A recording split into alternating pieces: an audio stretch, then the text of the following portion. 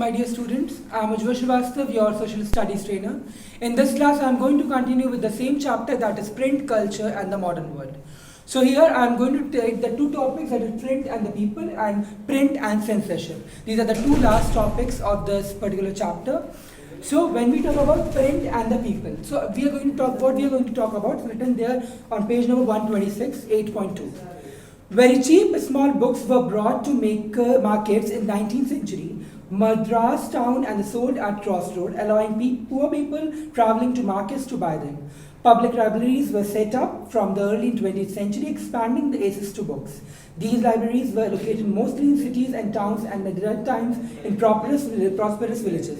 For rich local patrons, setting up library was a way of acquiring prestige. So basically what they are saying, now the cheap books that were there at the cheap amount, cheap books were there, in the cheap price, books were getting sold on the roadside. It was for the people, those who are not able to afford this particular costly book. So it's for that, so people who travel to the market to purchase something, they can purchase these cheap books.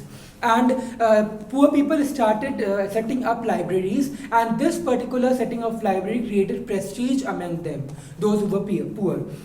From the late 19th century, issues of caste discrimination began to be written about in many printed tracts and essays. Jyotiba Phule, the Maratha pioneer of low caste protest movement, wrote about the injustice of the caste system in Gulamgiri.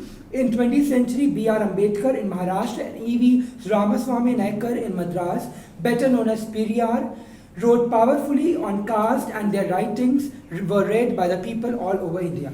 Local the protest movement and sects also created a lot of people journal and tract criticizing ancient structures and envisioning a new and just future. See, what was happening there? That in the particular society, there was a concept of caste discrimination introduced. So the concept of caste discrimination was introduced, and people started showcasing this thing and writing this thing in their books.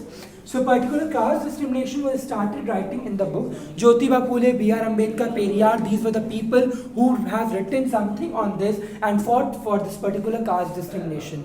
B.R. Ambedkar also played an important role at the time in the drafting committee in the constitution. Workers in factories were too overworked and lacked the education to write much about their experiences. So factories workers, they started writing about their experiences, what they were facing and what they are facing, and several other things.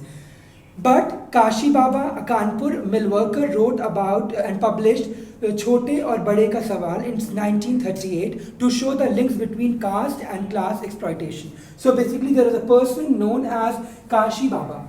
This Kashi Baba was a person who was working in a factory, and he has written a book, Chote aur Bade Ka Sawal. So CBKS, Chote aur Bade Ka Sawal, was written by that person, that book, where he has mentioned that difference between a person who is on the top and who is in the lower level. This thing has been written there. So what else? The poems of another Kanpur mill worker who wrote under the name of Sudarshan Chakra between 35 and 1955 were brought together and published in a collection of Sachi Kavitaएं. This particular Sachi Kavitaएं was a collection of different poems which was written under the name of Sudarshan Chakra. So 1930s, Bangalore cotton mill workers set up libraries to educate themselves, following the example of Bombay workers. These were sponsored by social reformers who tried to restrict excessive drinking among them, to bring literacy, and sometimes to propagate this message of nationalism. So the people, mill workers of Bangalore, what they did? So they have introduced the concept of literacy. They set up one library to start reading and to create literacy. Taking example of the people who were there in the Bangalore, they did the same thing. And they were held by many social reformers who worked for them, and at that time also you can say that these mill workers were held by those people who stopped them from drinking and created literacy.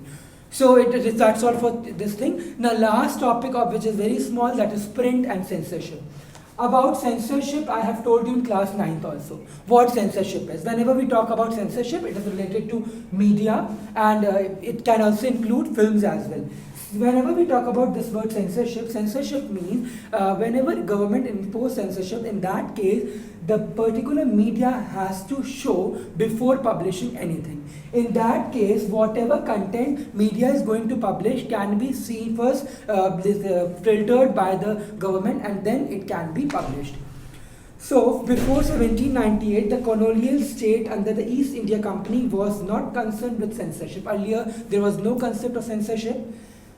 Strangely, measures to control printed matter were directed against Englishmen in India who were critical and company misrule and hated action of particular company officials. The company was worried that such criticism might be used to critics in England to attack trade and monopoly in India. So earlier there was no concept of censorship. People started this particular concept when they realized that now the printing matter, people have raising question on that. So this thing has created problem. By the 1820, the Calcutta Supreme Court passed certain regulation to control press freedom, and the company began encouraging publication of newspaper that would strictly celebrate British rule. In 1835, faced with urgent petition by editors and English vernacular newspaper, Governor General Bentinck agreed to revise press laws. Thomas Macaulay, a liberal colonial official, formulated new law that resorted earlier freedom. So all these censorship has underwent several changes, and there were many changes that was there. So you can go through that. And the last paragraph is, despite repressive measures, nationalist newspaper grew in numbers in all parts of India. When the nationalist newspaper began growing in many parts of India, people tried to stop them. So then the censorship was imposed in the year 1975 or 78. You can see Indira Gandhi imposed the censorship in India, and Indira Gandhi lost his election.